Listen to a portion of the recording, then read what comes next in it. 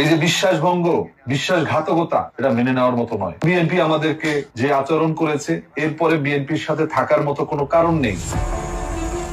বিএনপির সঙ্গে দীর্ঘ 2 দশকের রাজনৈতিক সম্পর্কের আনুষ্ঠানিক ইতি টানল বাংলাদেশ লেবার পার্টি। 5 ডিসেম্বর নয়াপল্টনে দলের কেন্দ্রীয় কার্যালয়ে জাতীয় নির্বাহী কমিটির সভা শেষে এ ঘোষণা দেয় লেবার পার্টি। পরে গণমাধ্যমে পাঠানো এক বিজ্ঞপ্তিতেও বিষয়টি জানানো হয়।